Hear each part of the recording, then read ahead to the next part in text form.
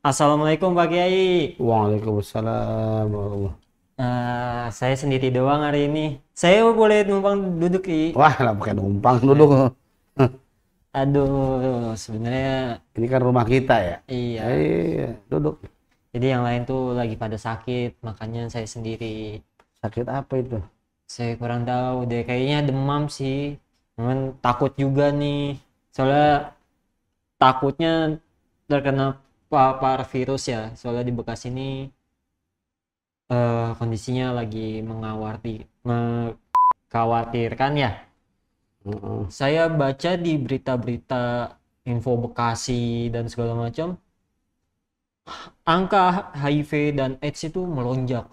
Heeh. Apalagi angka LGBT-nya sampai 6.000. Nah, kalau saya udah tahu nih LGBT-nya, cuman saya nggak tahu nih awal mulanya tuh kayak gimana sih Pak Kiai? Hmm. Bismillahirrahmanirrahim. Alhamdulillah, salatu wassalamu ala Rasulillah wa ala alihi wa sahbihi wa mawala amma ba'du. Sahabat WTV dirahmati Allah, saat ini saya ditemani oleh sahabat Aditya, Hmm. yang mana beliau ini merupakan salah satu anak muda yang selalu aktif dalam mengikuti kajian-kajian keislaman di Majelis Ulama Indonesia Kota Bekasi. Pada siang hari ini kita mempunyai tugas khusus, yaitu untuk menyampaikan kepada sahabat MUI TV berkaitan dengan maraknya LGBT di Kota Bekasi, dan juga tentunya meningkatnya virus HIV Ya. AIDS, yang tentunya ini menjadi momok buat kita semua, menjadi PR buat kita dalam rangka untuk mencegah Ya. bertambahnya virus dan maraknya tentunya komunitas LGBT yang ada di Kota Bekasi. Yang pertama tentunya kita harus memahami dulu apa itu LGBT. Iya. LGBT itu adalah sebuah singkatan ya dari kata lesbian, gay, kemudian bisex dan transgender. Lesbian dan gay ini merupakan fokus kita pada pembahasan di Litbang MUI Kota Bekasi. Berkaitan dengan bisex dan transgendernya itu mungkin bukannya berarti kita tidak memperhatikan juga. Untuk sementara ini pengaruh dari perbuatan homoseksual ini tentunya guys, ini sangat berpengaruh kepada dampak penyebaran daripada virus HIV, dan juga tentunya kelakuan seks bebas. Seks bebas itu wanita-wanita penjajah seksual yang kemudian mereka melakukan hubungan seksual secara bebas.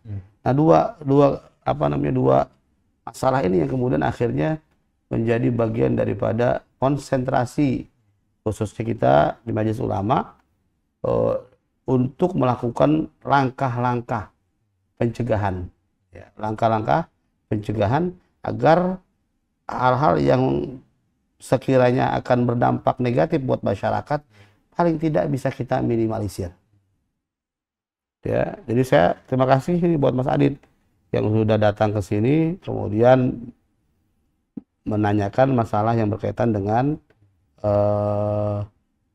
jebarnya virus HIV dan juga komunitas LGBT yang ada di Kota Bekasi.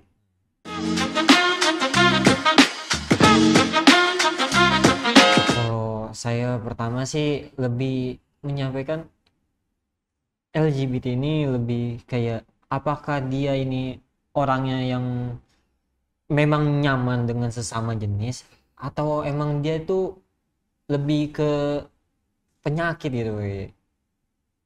Ya, kalau yang namanya penyakit itu kan ada obatnya. Iya.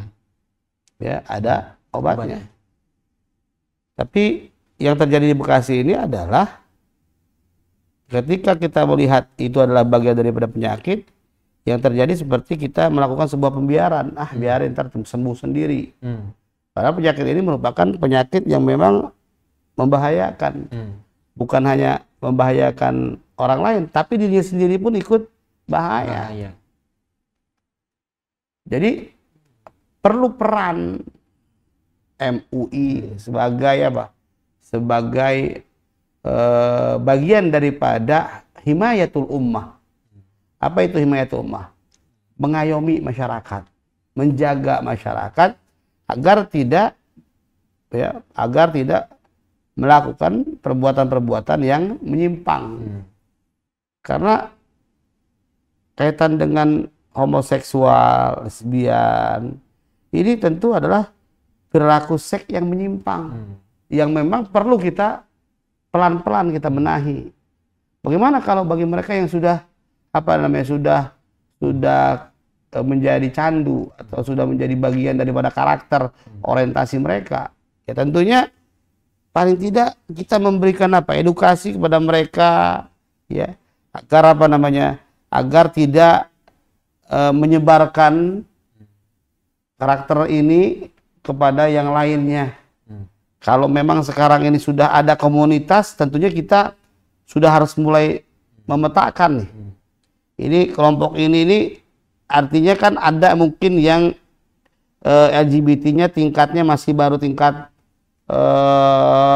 dalam tanda petik pacaran, ya kan, belum melakukan hubungan seksual.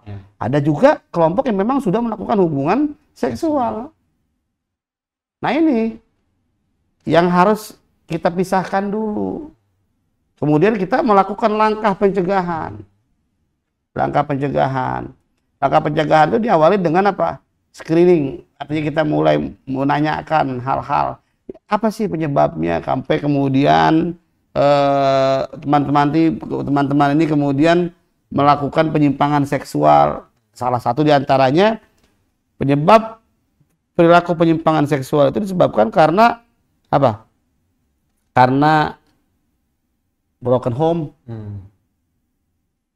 rumah tangga yang mungkin berantakan, melihat orang tuanya selalu berantem, mungkin itu salah satu faktor penyebab, sehingga si anak merasa kurang pede kalau dia akan melakukan pernikahan, dikhawatirkan nanti akan berdampak seperti orang tuanya. Itu adalah salah satu penyebab itu. Salah satu penyebab. Lalu ada juga faktor apa? Faktor ekonomi. Faktor ekonomi. Jadi faktor ekonomi ini kadang-kadang yang mungkin si anak ini belum belum ngerti masalah hubungan seksual sesama jenis, tapi kemudian karena ada rasa bagaimana, kemudian akhirnya ditarik, diajak dengan komunitas yang paham bagaimana gerak-gerik, sehingga akhirnya diawali dengan iming-iming mungkin materi yang jumlahnya kita nggak bisa sebutkan, karena memang ternyata akhirnya menjadi apa? Menjadi tren. Udahlah, enakan begini, saya suka dengan sesama jenis pun akhirnya dapat duit juga, dan kemudian menghasilkan juga. Itu faktor itu. Nah, sekarang jangan sampai ini. Nah, diawali dengan apa? Ketahanan keluarga yang harus kita jaga. Itu pertama adalah memberikan edukasi kepada masyarakat tentang pentingnya menjaga ketahanan keluarga. Ini sesuai dengan semangat Al-Qur'an yang mana Allah berfirman, A'udzubillahi minasyaitonirrajim, Bismillahirrahmanirrahim, Qu anfusakum wa ahlikum nara. Qu anfusakum, jaga diri kalian. Wa ahlikum, dan juga keluarga kalian. Dari apa? Dari api neraka. Konteks api neraka pada dalam konteks hari ini adalah konteks-konteks yang berkaitan dengan penyimpangan. Karena sejatinya manusia itu tidak ada yang namanya manusia itu berjenis kelamin ganda. Nggak ada itu. Kalau ada yang mengatakan manusia punya jenis kelamin ganda, mustahil itu. Karena Allah menciptakan manusia hanya dengan dua jenis, laki dan perempuan. Kalau berada kemudian orang yang memiliki kelamin dua, ya kan, secara kodratinya kemudian memang ada, terlihat nampak seperti, para ulama kan sudah menggarisbawahi cara bagaimana menentukan dia laki atau perempuan. Sekiranya operasional laki-lakiannya itu lebih banyak mendominasi, maka si orang ini dikategorikan sebagai laki-laki. Kalau seandainya dari kelamin perempuan dia sering kencing, kemudian ya intinya yang aktif adalah bagian daripada kelamin perempuannya, maka si orang ini bisa dikategorikan sebagai perempuan. Jadi cuma itu doang. Tidak kemudian karena dua-duanya, ya nggak mungkin dua-duanya, ya kan, pasti ada salah satu yang lebih mendominasi, Tidak ada yang namanya jenis kelamin ganda. Ada misalnya itu di antara jenis kelamin ganda adalah ya waria seumpamanya. Itu bukan jenis kelamin. Itu bagian daripada apa? Bagi saya itu ekspresi. Ya, bagian daripada ekspresi. Ekspresi itu pun ada faktor yang menyebabkan kemudian orang itu mau berekspresi dengan gaya perempuan misalnya, atau perempuan bergaya laki-laki. Tapi kita pun belum bisa mengatakan mereka adalah bagian daripada lesbian atau gay, karena ekspresi itu cenderung mungkin karena gue pengen kelihatan gagah, sehingga si perempuan itu dandan seperti laki-laki, ya kan, atau si laki-laki pengen karena kebutuhan ekonomi, artinya kemudian pekerja seni, atau mungkin dia pekerja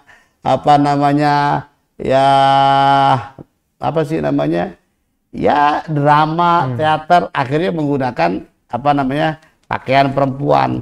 Tapi bukan berarti mereka adalah bagian daripada kelompok gays atau kelompok lesbian. Itu expression, bahasa kita aja ekspresi saja. Tapi kalau yang masuk dalam kategori oriented, ini yang harus kita waspadai. Karena homo lesbi yang yang orientasinya itu adalah menikmati, ini cenderung yang harus kita waspadai. Waspadai dengan cara apa Ustaz kita mewaspadainya? Ya banyak cara lah. Yang pertama nih, ya, cara yang bisa kita lakukan adalah mengedukasi dengan cerita-cerita tentang tentang kisah-kisah kaum Sodom. Melalui apa? Melalui media-media sosial, contohnya. Melalui apa? Melalui majelis-majelis ilmu, pengajian-pengajian. Melalui apa? Melalui khutbah-khutbah Jumat. Melalui apa? Ceramah-ceramah. Baik ceramah-ceramah ya di dalam lingkungan pengajian maupun tidak di dalam lingkungan pengajian, di gereja, di unsur pemerintahan. Karena kan kita nggak tahu kalau yang orientasi ini kita nggak paham, karena pelaku penyimpangan seks ini rata-rata itu didominasi oleh orang kalangan hedon. Tahu kalangan hedon? Kalangan tertutup. Dia cenderung memperhatikan, wah ini bagus nih, nonton bola ngelihat, bagus nih badannya kayak Ronaldo nih, suka. Sedangkan ada perempuan yang mungkin lebih seksi dikit, dia nggak suka. Karena ini kan penyimpangan, didem tuh. Wallahualam, kemudian terjadilah komunikasi. Ya kan kita kan inilah yang sama-sama kita upayakan melalui cerita-cerita keagamaan, ya, menjalin nasihat-nasihat agama di lingkungan-lingkungan tempat-tempat yang bersifat umum.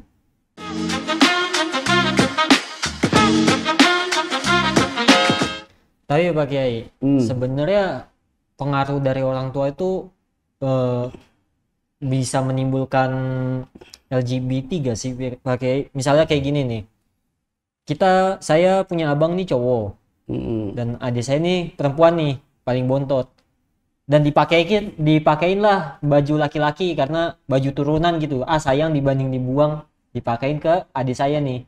Itu kan dari secara pakaian jadinya kan ini ya, dia seperti laki-laki ya.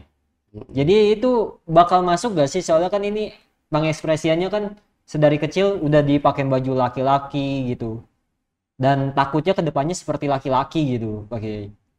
Ya, yang dikhawatirkan Iya, ya sifat, sifat. ekspresinya, kemudian ya kalau orang tua mungkin kan kita nggak ngerti ya, mungkin pengaruh ekonomi akhirnya baju, walaupun memang sebagian ahli mengatakan ya seharusnya memberikan sesuatu kepada anak itu pada tempatnya. Jangan anak laki-laki dikasih boneka, ya kan? Anak perempuan dikasih bola. Itu kan terbalik tuh. Yang laki-laki dikasih boneka, yang perempuan dikasih bola. Akhirnya kecenderungan sifat itu kemudian mengakar, gitu. Tapi Pak Ustadz, anak saya dari kecil emang cenderungnya kayak perempuan, misalnya. Ya bagaimanapun juga tetap kita harus dorong, paksakan dia agar menerima kodrat yang Allah berikan, ya kodrat yang Allah berikan. Bagaimana caranya? Ya, caranya mengajak dia bergabung dengan laki-laki, ya kan? Jangan kemudian udah tahu anaknya punya kecenderungan, malah ditambahin lagi babanya suruh main sama perempuan. Akhirnya ini menjadi apa? Menjadi bagian daripada pintu masuk si anak ini kemudian berubah menjadi yang tadinya dilindungi oleh kita, sekarang malah berbeda, malah seolah-olah kita mendukung. Nah, ketika ada dukungan inilah kemudian akhirnya membuat mereka menjadi bebas, ya kan? Menjadi bebas. Itulah pentingnya ketahanan keluarga yang saya katakan tadi. Qu anfusakum, kita harus perhatikan itu. Kita orang tua harus betul-betul bisa menjaga, ya menjaga apa? Menjaga keberlangsungan anak-anak kita itu pada pola hidup yang sehat, pada pola hidup yang lebih apa? Yang lebih bersahabat, pada pola hidup yang lebih normal lagi. Seperti itu. Terus saya sebenarnya pernah mengalami waktu itu saya emang lagi lapar kan. Saya datang ke sebuah restoran nih, ya Pak Kiai. Itu restoran emang 24 jam. Itu saya datang ke restoran di jam 2 malam. Di jam 2 malam bersama teman-teman saya. Dan kebetulan saya memang melihat dari pembicaraan saat di kasir, kebetulan saya di belakang dia gitu. Laki-laki dan laki-laki itu pembicaranya memang tidak wajar gitu. Sudah lebih kayak orang pacaran gitu. Di situ saya kayak merasa saya takut gitu dengan pelanggan yang ada di depan saya. Sebenarnya dalam kondisi itu baiknya apa yang saya harus lakuin gitu bagai yang pada posisi kita saat kita mengalami berdekatan dengan mereka. Iya. Ya kan ada Nabi Muhammad kan mengajarkan 3 cara. Kalau kamu sanggup maka rubahlah dengan, kalau kamu lihat mungkar di depan kamu bisa merubahnya dengan cara tegasanmu lah. Allah, bahasa gitu. Ada juga yang dengan cara ngomong aja dah, pakai omongan. Ada dengan cara hati.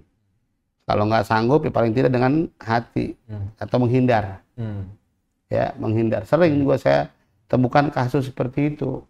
Ya kan? Kalau dia lagi sendiri, kayak itu mungkin kita enak ngajak ngobrol ya. Kenapa sih kamu begini gitu. Bisa diajak ngobrol tuh. Tapi kalau dia lagi pacaran diganggu, sama aja dengan kamu pacaran kemudian ada yang masuk, kira-kira enak nggak? Iya, enak. Berarti langkah saya udah tepat nih bagi lebih memilih menghindar. Ya, mungkin untuk walaupun itu, itu ada aful iman ya, walaupun itu adalah bagian daripada selemah-lemahnya iman. Seharusnya kalau sanggup berani, woi lu ngapain lo kayak nggak ada yang gitu. Cuman kan nggak mungkin. Nggak mungkin. Kita jaga perasaan, kita jaga hati orang. Ya karena bagaimanapun juga ada undang-undangnya juga. Iya, karena itu emang di tempat umum. Iya. Takutnya membuat kegaduhan gitu. Takut kita membuat kegaduhan, betul.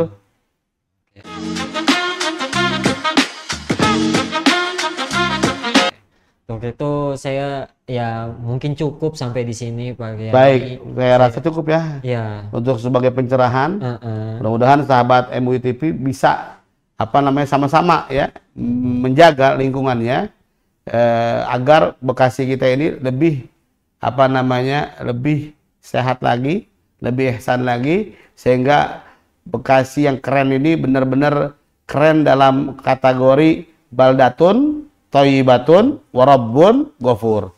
Mudah-mudahan Allah Subhanahu wa taala ridha dengan segala langkah kita. Amin. Dan terima kasih kepada Ketua Umum Majelis Ulama Indonesia Kota Bekasi, Bapak Kiai Saiful Siraj, yang sudah memberikan peluang kepada Komisi Litbang untuk meneliti hal-hal yang berkaitan dengan perkembangan LGBT di Kota Bekasi bersama dengan Yayasan Kasih Indonesia. Kita pun mengucapkan terima kasih kepada sahabat-sahabat yang ada di LKI. Mudah-mudahan ini menjadi jariah kita semua agar kita terus mengkampanyekan sesuatu yang positif buat kampung kita, buat Bekasi yang kita cintai.